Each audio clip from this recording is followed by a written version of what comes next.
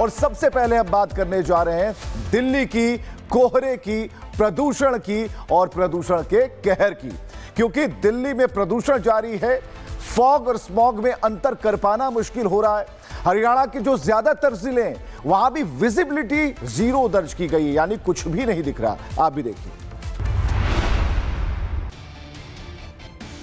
दिल्ली में कोहरे और प्रदूषण का डबल अटैक जारी है। घने कोहरे की वजह से विजिबिलिटी 0 हो गई है। गाड़ियों का सड़क पर चलना मुश्किल हो गया है। यही हाल हरियाणा का है। भारी धुंध की वजह से गाड़ियां रेंग रेंग कर चल रही हैं। विजिबिलिटी 50 मीटर से भी कम है। हरियाणा के अधिकांश जिलों में विजिबिलिटी 0 दर्ज की गई। मौसम विज्ञान के मुताबिक धुंध को लेकर अगले 72 घंटों के लिए चेतावनी जारी कर दी गई है। वहीं राहत की बात है कि राज्य में बारिश की संभावनाएं भी बन रही हैं। तो धुंध का कहर आपने देखा, लेकिन बलिया में ऑपरेशन लंगड़ा का असर देखिए, जहां दुष्कर्म के आरोपी का पुलिस ने हाफ एनकाउंटर कर दिया। देखिए। लंगड़ाता यह शख्स नामी बदमाश सबुल राजभर है। कई दिनों से पुलिस इस बदमाश की तलाश कर रही थी, लेकिन हर बार चकमा देने में ये कामयाब हो रहा था। लेकिन चेकिंग के दौरान एक संदिग्ध व्यक्ति ने पुलिस पर फायरिंग कर दी। फिर क्या था, पुलिस ने जवाबी कार्रवाई की और बदमाश को दाहिने पैर में गोली लगी। घायल बदमाश को अस्पताल में भर्ती कराया गया है। बलिया में 12 साल की नाबालिग के साथ दुष्कर्म करके बदमाश फरार चल रहा था। बदमाश सबुल राजभर बलिया के उभांग का रहने वाला है और अब पुलिस उसके गुनाहों का हिसाब ले रही है। और बलिया के बाद मुजफ्फरनगर में घुसपैठियों के खिलाफ पुलिस का सख्त एक्शन जारी है। ऑपरेशन टॉर्च के तहत देर रात बड़ा सत्यापन अभियान चलाया गया। पेपर्स की जांच की गई, दस्तावेज खंगाले गए। मुजफ्फरनगर में अवैध घुसपैठियों के खिलाफ पुलिस ने ऑपरेशन टॉर्च तेज कर दिया है। सिविल लाइन इंडस्ट्रीज एरिया में देर रात पुलिस टीमों ने फैक्ट्रियों में काम कर रहे मजदूरों का सघन सत्यापन किया। इस दौरान आधार कार्ड समेत अन्य पहचान पत्रों की गहन जांच की गई। पुलिस अवैध बांग्लादेशी और रोहिंग्या घुसपैठियों की तलाश में जुटी है। बता दें कि बीते 1 महीने से लगातार चल रहे इस अभियान में किराएदारों और बाहरी श्रमिकों की भी जांच की जा रही है। पुलिस का साफ कहना है कि अवैध पाए जाने वालों के खिलाफ कड़ी कार्रवाई की जाएगी। और उत्तर प्रदेश से खबर, जहां एटा में कार और ई रिक्शा की टक्कर हो जाती है और इसके बाद सड़क पर जमकर बवाल हुआ। दोनों पक्ष आपस में भिड़ गए और एक दूसरे पर जमकर लाठी डंडे भी बरसाए। पूरा मामला क्या है, इस रिपोर्ट में हम आपको दिखाने जा रहे हैं।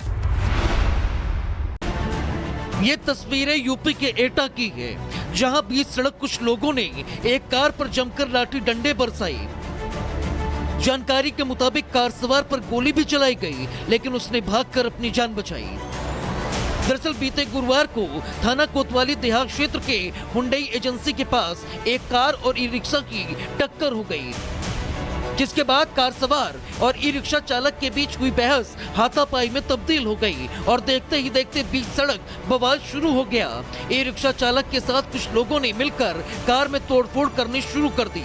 घटना के बाद सामने आए सीसीटीवी फुटेज में देखा जा सकता है कि कुछ लोग कार पर लाठी डंडे भांज रहे हैं। कार पर पत्थर भी बरसाए गए, कार के शीशे तोड़ दिए गए, कार को बुरी तरह क्षतिग्रस्त कर दिया गया। कार सवार का आरोप है कि उपद्रवियों ने उस पर गोली भी चलाई, लेकिन उसने भागकर अपनी जान बचाई। और फिरोजाबाद से खबर, जहां बीच सड़क पर एक मनचले की ऐसी धुनाई हुई कि देखने वालों की भीड़ लग गई। आरोप है कि युवक राह चलती लड़की से छेड़छानी कर रहा था और जब हद पार हो गई तो पब्लिक ने कानून अपने हाथ में ले लिया और धुनाई शुरू कर दी।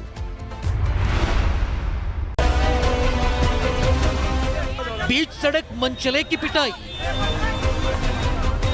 पब्लिक का फूटा गुस्सा।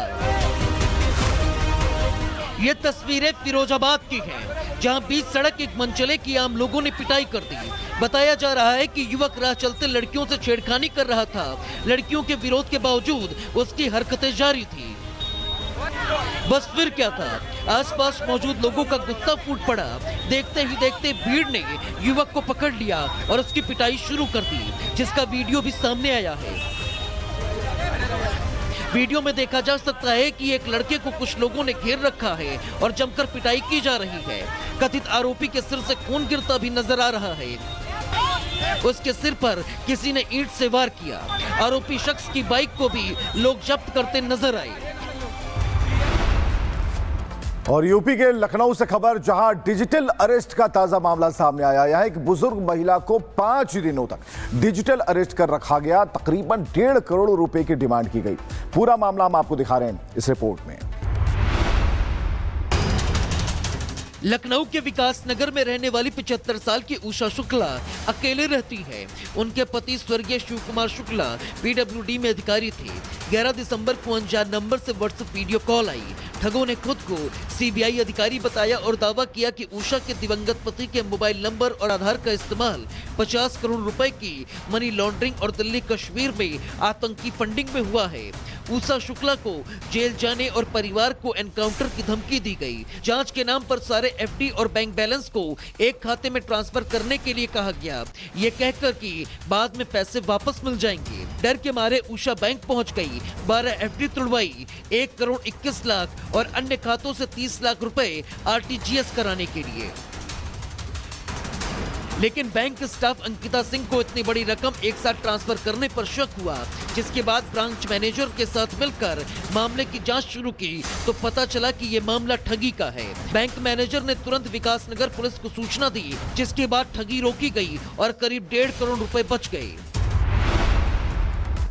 और खबर है राजस्थान से, जहां बूंदी में भीषण सड़क हादसा हो गया। ट्रेलर और कार की टक्कर हो गई और एक परिवार के 4 लोगों की मौत हो गई। देखिए। राजस्थान के बूंदी में एक दर्दनाक सड़क हादसे में 4 लोगों की मौके पर ही मौत हो गई, जबकि एक व्यक्ति गंभीर रूप से घायल हो गया। बजरी से भरा एक ट्रेलर अनियंत्रित होकर कार पर पलट गया, जिससे कार पूरी तरह चकनाचूर हो गई। हादसा इतना भीषण था कि कार में सवार लोग उसमें बुरी तरह फंस गए और मौके पर चीख पुकार मच गई। पुलिस के मुताबिक कार में कुल 5 लोग सवार थे। सभी टोंक जिले के निवासी बताए जा रहे हैं। ये सभी एक ही परिवार के सदस्य थे और टोंक से कोटा किसी समारोह में शामिल होने के लिए जा रहे थे। जैसे ही उनकी कार बूंदी के सिलोर पुलिया पर पहुंची, उसी दौरान जयपुर की ओर से कोटा जा रहे बजरी से भरे ट्रेलर का टायर अचानक फट गया। टायर फटते ही ट्रेलर अनियंत्रित होकर रॉन्ग साइड में चला गया और सीधे कार पर पलट गया। हादसे के बाद कोटा बूंदी जयपुर हाईवे पर यातायात पूरी तरह बाधित हो गया। फ्लाईओवर पर जाम की स्थिति बन गई, जिसे देखते हुए पुलिस प्रशासन को करीब 1 से 1.5 घंटे तक हाईवे को बंद करना पड़ा। और महाराष्ट्र के क्लब में आग का तांडव देखने को मिला, जिसमें मौके पर हड़कंप मच गया। फिर आगे क्या हुआ, 30 सेकंड की इस रिपोर्ट में देखिए। महाराष्ट्र के ठाणे के घोड़बंदर रोड स्थित ओवला इलाके में ब्लू रूफ क्लब में अचानक भीषण आग लग गई। बताया जा रहा है कि जब क्लब में शादी का रिसेप्शन चल रहा था, तभी रात करीब 10:30 बजे क्लब के पीछे बने गोदाम में रखे डेकोरेशन के सामान में आग लग गई। वहीं आग लगने की जानकारी मिलते ही दमकल विभाग मौके पर पहुंचा और समय रहते आग पर काबू पा लिया गया। हालांकि आग लगने के कारणों का अभी तक पता नहीं चल पाया है। इस आगजनी में किसी तरह की जनहानि नहीं हुई है, लेकिन बड़े पैमाने पर आर्थिक नुकसान हुआ है।